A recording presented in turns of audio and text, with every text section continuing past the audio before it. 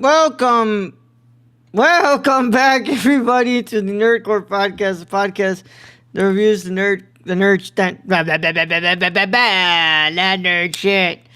As always, 799. One more from 800. And it's the Nerd Economy Critical Show. Lots of our wonderful co-hosts, Brad and Yoda. What's up, everybody? We're going to wonderful Tuesday. It's Tuesday, thank God. Today we get to talk about some daytime horror. Horror. Yeah. We are going to open this up this horror month with our review of Ari Aster's Midsommar. The second Ari Aster film that he made, feature-length film, and also the second movie that Brad's going to review from him. Which, I like it more than Hereditary. I was going to say, the last time we reviewed... next week on Dragon Ball. Sorry. Last time we actually reviewed a Ari Aster film was on the first horror month on this podcast with Ayden Byrnes and Leah Byrnes. Daytime what? Horror. Daytime what? Daytime horror. I have not heard those names in a long while. About how many years later, Brad? Oh, that was a while. We haven't talked to Leia in a long time. I would say like a couple years later, we're here to discuss this director one more time. Yeah. So before we can get into that, Brad, how are you? I'm tired. It's nothing. I feel you, Brad. I feel you. I worked out today. I'm tired. I just went to work. I didn't work today. Yeah. Brad, I know that we're doing pretty good, and I know that today's doing pretty good because we're live early and ad-free over on patreon.com/nerdcore. For $1 a month, you get this episode live early and ad-free before anybody else gets to watch it on Thursday at 6 p.m. Central Time. Seems to be a good time for y'all to watch these things. I tend to upload it when you guys are getting out of work or you're on the way back home from work. Maybe put us on in the background while you're on your commute home. If you live in a city like mine where traffic is a bitch, you'll be able to listen to this whole episode before you get home. Yeah, pretty good. Also, I want to get to the point that we are not doing a deep dive on this movie. This is not that. Also, the deep dive can't even happen because it's already happened. Cinema Condition episode 20-something? I did a deep dive into this film with Leah Byrnes. You can go and watch that. Brad, why do you say that, Brad? Because you can already feel the comments? I can already feel them coming. And I can already feel the comments going, oh, these guys, they just read a synopsis and then just barely talked about the movie and yada yada, and that is not what this is. Beard A and Beard B. Beard A and Beard B, and this is what we first think after watching this. This is my first time watching this. Do I think it's good enough for everybody else to watch? What's my opinion on it? And then we leave. Oh my god. Yeah. Yeah, guys. Because just with this movie, I already know people are going to go, ooh, Midsommar. I want to know really deeply what, and this is not that. This is not that show. If that's what you're looking for, this ain't it. Yeah. Sorry, guys. I don't have a video essay for y'all. Brad, I'm glad that you're at least alive and you're doing well, Brad. Sorry you had to go to work. Brad, you're not affected by the shutdown at all, right? No. Thankfully. Well, my big brother is. Not fully. Are you getting paid? There's still some grants in limbo, but no, it doesn't. I'm not affected. You're still getting paid? I'm too far down the chain. Yeah, I'm still getting paid. Good. My big brother, though, is not getting paid. And he has to work. What do you mean you don't live stream the movie in a small window on the bottom? I swear to God, I feel like there's people that think that that's what's happening here. Like, I feel like that's why people click off after like 2 seconds when he clicked this video. Stacey, is that what we're doing? I'm not going to show you the movie. I wouldn't have a YouTube channel if I did that. Sorry. Sorry, guys. But yeah. With that being said, Brad, I think we should probably get into this, right? We can tell you where to go. Yeah, I can tell you where to go. Yeah. With that being said, Brad, let's go ahead and get into this thing. So, without further ado, if you haven't seen Midsommar, you should probably get out of here if you care about spoilers. But if you don't care about spoilers or you've already seen the film, go ahead and stay. Either way, how it goes this is your one and only spoiler warning, and it is in effect in It's a countdown. it is in effect after these words from our sponsors in a 5, 4, 3, 2, 1. Today's episode of the Nerdcore is brought to you by SeatGeek. Whether you want to see your favorite band, sports team, or comedian, SeatGeek has you covered. We're proud to be partnering with SeatGeek to offer you $10 off your first order with code THENERDCORE. That's $10 off your first order at SeatGeek.com with code THENERDCORPS. So take a seat at your next live event with SeatGeek. Thank you. Now let's get back to today's video. All right, Brad, go ahead and introduce him to Ari Aster's Midsommar. All right, Raul. Midsommar is a 2019 folk horror film written and directed by Ari Aster. It stars Florence Pugh and Jack Rayner as an American couple who are drawn into a violent cult in rural Sweden. Supporting actors include William Jackson Harper, Wilhelm Blomgren, Elora Torchia, Archie Madekwe, and Will Poulter. A co-production between the United States and Sweden, Midsommar was initially pitched to Aster as a straightforward slasher film set among Swedish cultists. While elements of the original concept remain in the final product, the finished film focused on a deteriorating relationship inspired by a difficult breakup experienced by Aster himself. The film's soundtrack, composed by the British electronic musician Bobby Krilik, takes inspiration from Nordic folk music. The film was predominantly shot on location within the Budapest metropolitan area of Hungary. From July to October... This is Budapest. It's pronounced Budapest. There's no H in that. How am I supposed to know that? Yeah, sorry, Brad. I just had to because I've seen some Hungarian YouTubers who pronounce it Budapest. Do I look Hungarian? Don't answer that. Brad. Don't answer that. From July to October 2018, Midsommar was theatrically released in the United States by A24 on July 3rd, 2019, in Sweden by Nordisk Film. On July, is it Nordisk? Is that? Nordsks. No, I'm playing. I don't know. July. Fuck if I know. I just know the pronunciation of Budapest. Well, they've been saying it in Marvel films wrong all this fucking time. Then, right? Yeah, all those Black Widow and all those. Yeah, exactly. So I don't want to hear. On July 10th, 2019, the film grossed. That's where I learned to say all my words. The film grossed $48 million, received positive reviews with praise for Aster's direction and Pugh's and cinematography by Paul Pogorzelski, edited by Lucian Johnston, and running time 141 minutes, budget $9 million, box office $48.5 million. All right. I just have to bring up, guys, if we can go back to the year, what a fucking crazy year we had for movies that year. I mean, 2019 really does go down as one of the best, what's it called, years of movies. Right before COVID hit. Yeah, which is crazy, right?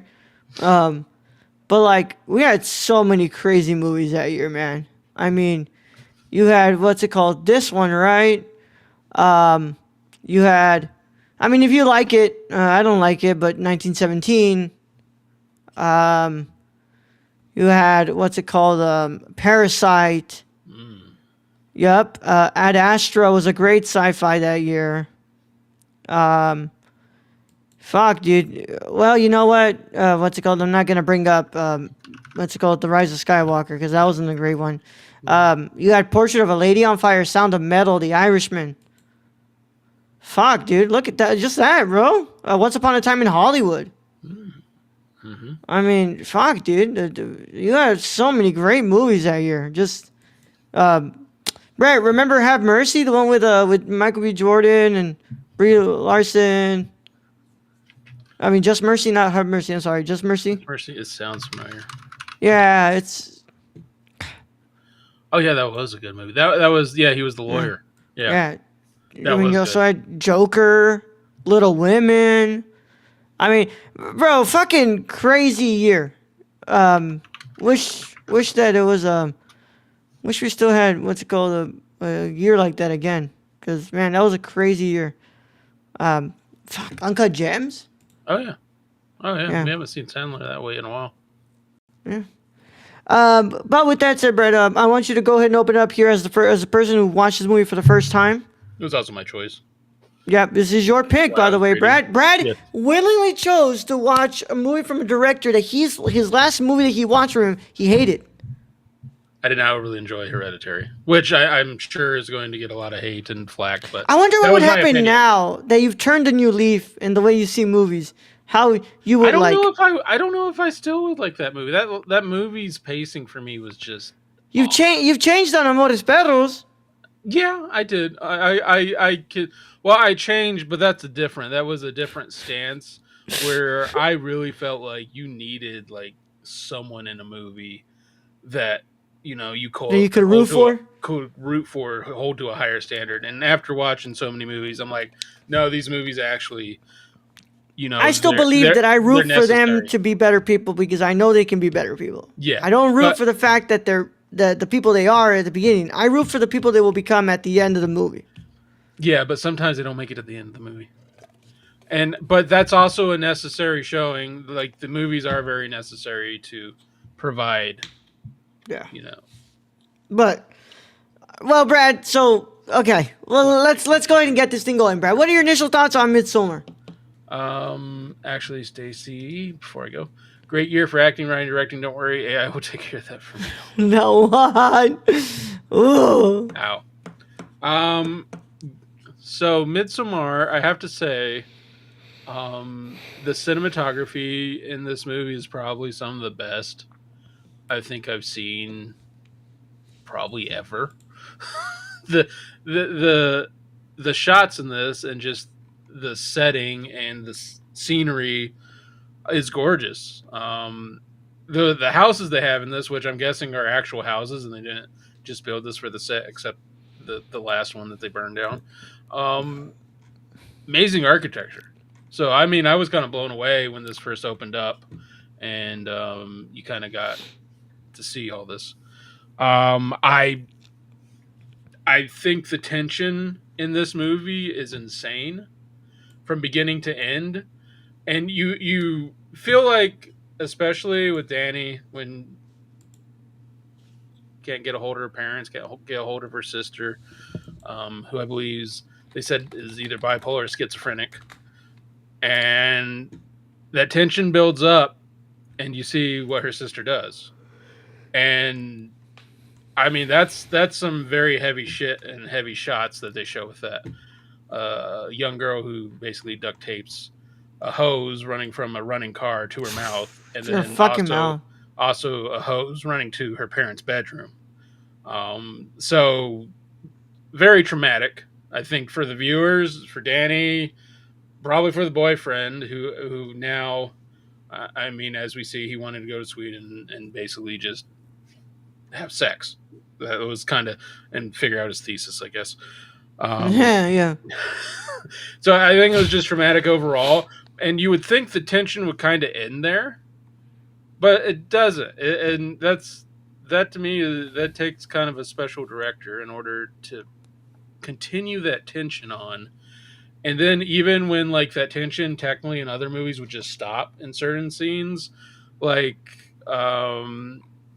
I don't know when Mark when Mark basically you see Mark's face and then he's killed. You think that tension would stop, and it just continues on throughout the whole movie.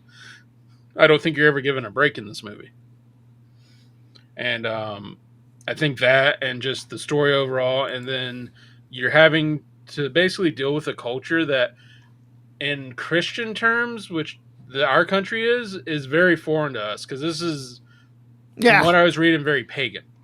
Yeah, they're pagans. Yeah. So Yeah. it's a different way of how they think, how they feel about life and death. I mean, the swan dives, from the older generation. I mean, again, like there's just trauma upon trauma, and it continues building until basically Danny is relieved from that when she just accepts, I guess, her new form that she's taken on. That isn't. It's more like an animalistic, um, kind of form, I would say. The May Queen Yeah, becomes the May Queen. Um, Brad, I think this is one of the best films of that year. And to me, I still think it might be the best movie that the Astor has made. I do. I do like this, and I think you could tell I like this much better than Hereditary. I probably should go back and listen to my. I'm sure my review of Hereditary was nothing much to write home about. It was probably You just also didn't want to do that much, and you Yeah. were just like you weren't even saying much during that review. yeah. You were being a little baby about it. Which, and I was like, Brad, you got something to say? And you were like, well, what else you want me to say? I don't like the movie. And I'm like, bro, like, can we have an actual fucking conversation about it? Is what I'm trying to say. I was not feeling it apparently. You were being a little baby about it. That's what you were doing. I mean, I still like Toni Collette's great in that. Was Toni Collette the mother in this film, or was that a No, different- no. Okay. Toni Collette's in Hereditary. Yeah, I know she's in Hereditary, but the mother in this film, like when she was passing by and when like she saw her in like her high state, it almost looked like Toni Collette, but I have no I idea. didn't think it was either. I have no idea. I mean, I could check it. I doubt it is. Yeah, I but don't see him in the cast here. no, it's probably not. But Brad, this movie is fantastic. To me, it's the best movie that Astor has made.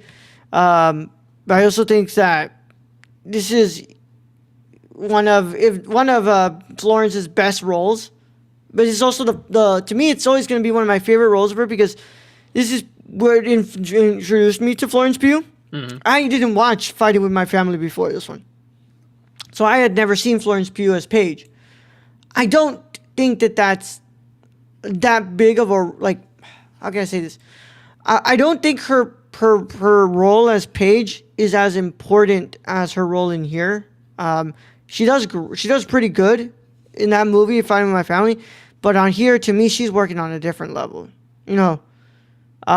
Just that from the moment you hear her cries and her guttural screams and the way that she's just the way she's just in pain. Yeah. Like I mean, that to me, that is, she is in her seeing her boyfriend of 4 years cheating on her.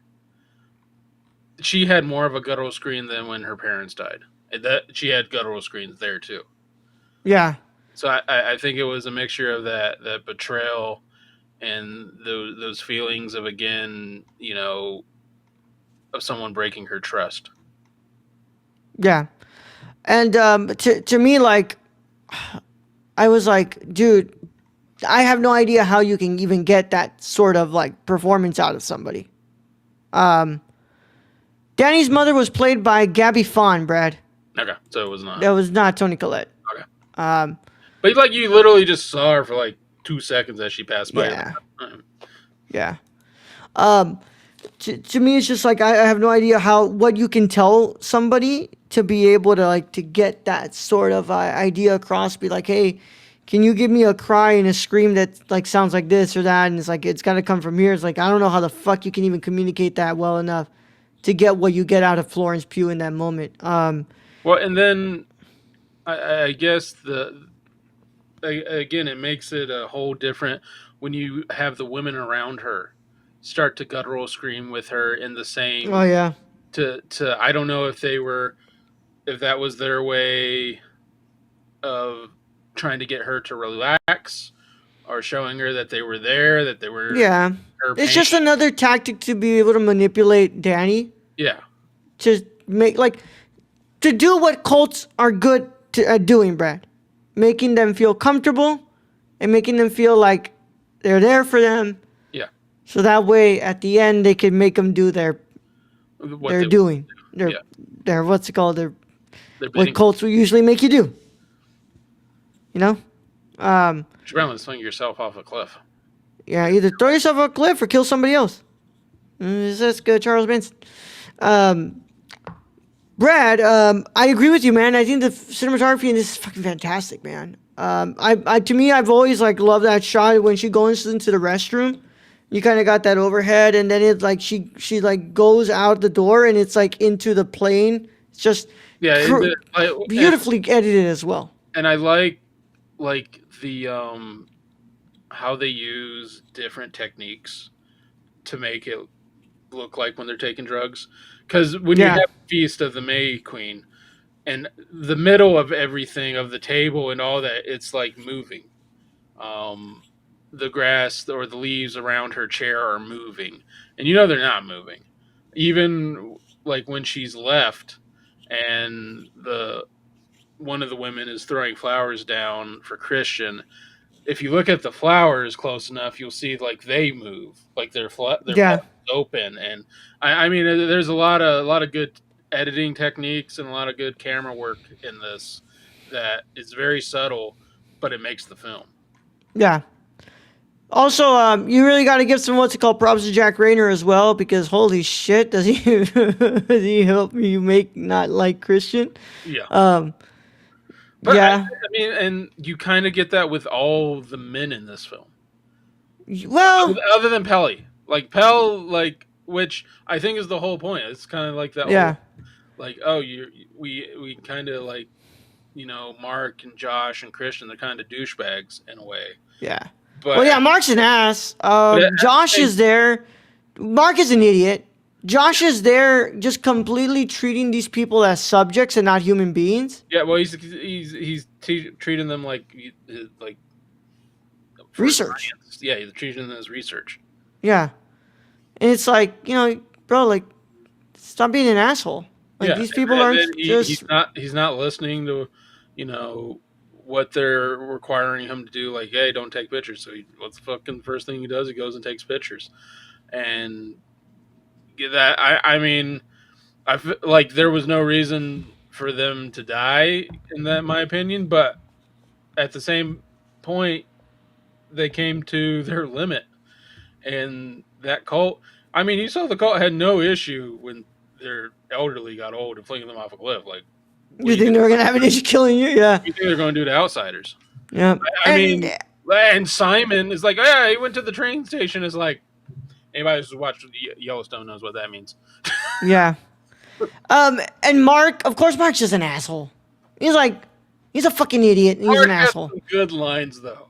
Mark, he does. Mark's an idiot, but he did have some good lines in there that did make me laugh. Like, what makes me laugh is when he calls you and he's like, dude, like she's like abusing you. I was like, shut the fuck up, you idiot. Like, that's not what that means, you dumbass. or when he goes to bed before they finish the ceremony, and then his one line is like, you guys let me sleep through that? It was like, bro. Yeah. But Brad, I think the movie's well done, well written. I will always just love the visual of this. I think that they do a great job, especially with the lighting, Brad. Oh, yeah. Some of those diffusion, the way that they have the sun reflecting off stuff, it's like reflecting. It's just beautifully crafted, man. I mean, I love the way this movie looks. The colors in this film, the yellow gold building that's just standing out there by itself, and then just when you first come in and it's the white dresses and just the white clothing or with the green background and the mountains in the back, it's like it's really well done. It's like just a beautiful set pieces for basically to basically kind of make you calm and not realize you're watching a horror film that's going to go 0 to 100 here in like 30 minutes. Yep. Interlocking. But Brad, just well made, man. And I love this movie. I am interested to watch the director's cut down the line. There is a director's cut. Apparently, there's a scene in there that actually does change a lot. Not doesn't change a lot, but it does. It is some really good extra information to have in there. Yeah. So I would like to sit down and watch the director's cut of this movie soon. Um, you got any other thoughts before we go into the final verdicts, Brad? Not overly. I mean, I think the story is very well done. I think people are gonna want us to tell them whether we think that Christian's a bad guy or not, Brad. I think Christian's just a guy. Personally, Christian's just a guy. I mean, all those guys. If you've gone to college, you know each and every one of those guys who have sex on their mind. That's what they want. That's what they're looking for. I mean, you know those people. And does that make them bad people? No, I think that just makes them. You put what they're used to in an American society, and you put them in this society where they don't play that shit. And I think that's what you're going to get. So do I think Krishna was a bad guy? No, not necessarily. Do I think he made stupid decisions and should I have don't done think. some things? Hear me out. I don't think Christian's a bad guy. I think he's a bad boyfriend. Yeah. I think he should have. Like, I get it. Like, that was a serious situation right there when you're thinking of breaking up with someone and then her sister kills her parents and commits suicide. Yeah. It's Chris a Benoit very shit right awkward there. situation. And I think the trip was like 2 or 3 weeks after that. Like, that's difficult. I mean, that's difficult, but I think you got to be upfront and honest too, before you just promise to go to freaking Sweden with someone. Because she was not prepared to go on a trip either. She wasn't, but she still goes. Yeah, I mean, because But I also bring this up, Brad. Are you willing to break up with your girl after the fact that her parents die and her sister dies? I mean, personally, and the horrific, brutal way that they go out? Personally, no. I'm not doing it. It wasn't me. Yeah, I wasn't going to do that. But I might not go to Sweden. I don't think I'm going to Sweden either. I think I'm smart enough to be like, okay, she needs comfort here. I don't need to be taking her on a trip where she's going to be crying in the plane for however many hours the whole time. I don't think I'm necessarily going to Sweden, man. Like, I don't think so either. She needs to be around, like, in those situations, you need to be around your comforts. You need to be around what you're used to. And, yeah, they took her and brought her into a whole different situation. Yeah. And on top of that, there was the trauma of those 2 suicides. And then multiple murders going on in this. And then, but I also don't necessarily believe that Danny makes the right decision. That's why I kind of hate the whole, like, oh, good for her trope that people latch onto Danny at the end. I don't think she makes the right decision at the end by killing him. Honestly, I don't know how the other guy was, so it's hard to say. Like, was that a good dude? I mean, he was in a cult, so it's hard to say what Torbier or whatever his name was a good dude or not.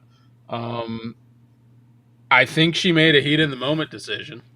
Yeah. Because she's she made a decision that was influenced by people who manipulated her too. That too. She's pissed at Christian, and in that moment she's like, yeah, I want him to die. And I mean, that's just kind of how it ends. But at the same time, I'm sitting there wondering, because they blew dust in this dude's face, and then he can't move or talk. Was he like just? Did they permanently paralyze him, or what's going on there? I feel like he probably was paralyzed. That's the way I was looking at it. So it was kind of being like, it might have been for the best for him. Yeah. So, with that being said, though, Brad, what's your final verdict on this one? I really enjoyed this movie. I think it's really good. Compared to Hereditary, I enjoy this way more than Hereditary, personally. I'm gonna give it 9.25 out of 10. All right, this is my favorite movie from Ari Aster. I think it's his best work. And to be honest, I still think it's one of the best movies of 2019 and in the last decade as well. I'm going to swing for the fences here, man. I give this movie a perfect 10 out of 10. I fucking love this movie. I fucking love this movie. And I'll go ahead and I'll throw this one to you, Brad. I'll throw this question for you that will lead us into the end of this before we get out of here. I'm giving you the sophomore feature of all of these big prominent horror directors. I'm talking about Robert Eggers, Ari Aster, Jordan Peele, and what's it called? What's it called, the motherfucker? I think that's all of them. So which one are you choosing, Brad? Are you choosing 1 out of 10, not the best documentary from the Swedish Tourism Board. Are you going with Us? Are you going with The Lighthouse? Or are you going with what's it called? With Midsommar? Oh. Yep. You know, Midsommar out of those three is probably third for me. Personally. I'm always going first with The Lighthouse. Yeah, I mean, I love Us. Like, I do love I Us. love Us as well, but Us I love Get Out is more. Great, but The Lighthouse is just something special. There's something special going on in that film. To me, I go, what's it called? If I think about it like, oh, better movies than their last one. I go, first place to me goes to The Lighthouse. Second place to me goes to Midsommar, and third goes to Us. Just because I think that Get Out is the better movie from Us, and I really, really, really love Get Out. Yeah. And I think that I would Get Out is way more rewatchable than Us. Yeah, I would say Get Out is better than Us. But I think both Get Out and Us are better than Nope. Yeah. I like Nope. Like, don't get me wrong, love Nope, but I like Get Out and Us better. Yeah, I love Nope. And for Robert Eggers though, I do love the I call it the Vivitch, but the Vivitch.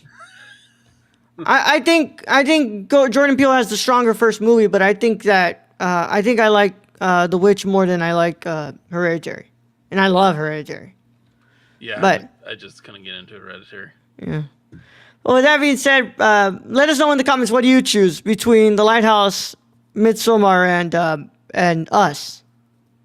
Yeah, both of us go with The Lighthouse. I mean, I love Lighthouse. From the moment I heard about The Lighthouse, that was another 2019 movie, by the way. From the moment that I heard about The Lighthouse, and we had that one still image before it premiered at Cannes, I was like, okay, I need to see this movie and you ASAP. Remember, right? This was when we were watching Pattinson movies. Yeah. So it was Defoe and Pattinson. This was coming out at a time we were watching all the indie films of Pattinson. And we were like, hey, when is Lighthouse coming out? Yeah. When's Lighthouse coming out? Yeah. And, it finally drops, and I'm like, holy fucking shit. I think that was the last movie, one of the last movies I watched before the pandemic hit. Yeah, 'cause I remember that we were watching Pattinson, and, because, when you think of Pattinson, a lot of people, like, before Batman, they thought of Twilight. And we watched The Rover. Yeah. And the way he acted in that movie was just phenomenal. So it was after that it came to a point I was like, this dude can act. I don't know why anybody fucking shitting on this dude. The dude can act. Yeah. And so we were looking really forward to Lighthouse, and no complaints there. No, absolutely not. But with that being said, that concludes our review of Midsommar. As always, keep up to date with us on nerdcore.com, Twitter, nerdcore, Instagram, nerdcore, Letterboxd, nerdcore, TikTok at the nerdcore, patreon.com/nerdcore, and Discord link is in the description below. It is in the description below where you can talk to us and hang out with us, talk to us about wrestling, movies, music, TV shows, comic books, whatever it is. We have a channel for all of that, and you can discuss whatever you want. As always, we want to thank our wonderful patrons. Without them, none of this is possible. Especially our executive producer, Stacy. Stacy is a wonderful executive producer, but he doesn't have social media to promote to you guys. But he does have a special place that he likes to hang out in. It's called the live chat. See. Yep, and in the Discord, you can discuss with him whatever you want in the Discord. He hangs out there. And I believe he will be back for the season finale of Fargo on the Patreon. So join the Patreon, talk with Stacy in the live chat for the podcast, or you can talk to him in the comments of the YouTube videos, or you can join our Discord and talk to him in there. Either way, Stacy, thank you for being the executive producer of this podcast, and we appreciate your patronage so much. But you don't have to be a patron for us to love you. We love you if you subscribe to this channel. We love you if you listen to the backlog on the podcast platforms. And we love you if you're still reading our reviews and if you're following our dead social media. Anything you do to support us, we love you guys. I mean, and that's why I'm going to ask you. I even love you if you put comments in that aren't complete just haterade. Yeah. We are 19 subscribers away from hitting 600 on our YouTube channel. And I would really like if you guys go ahead and help us out by subscribing to our channel on YouTube and getting us there before December 31st at 11:59 p.m. We have about 2 months-ish to make that happen, right, Brad? Yeah, about. I think we can make it happen. I think we can. I think we can get 19 subs before December 31st at 11:59 p.m. 600 subs, guys. So please, go and check us out. Make that our Christmas present. Yeah, leave a like on the video and click the notification bell when you subscribe. So that way you don't miss our next review, which will be our Gen V Season 2 Episode 5 review. I'm not 5, I'm sorry, 4. Episode 4 on hopefully Saturday. So go ahead and check that out, guys. As always, we appreciate you all being here. Brad, let's go ahead and get them the hell out of here. All right, Raul. Thank you, host, as always. Thank you to Stacy for joining us in chat. Thank you to our listeners out there, our Patreon supporters. We appreciate each and every one of you.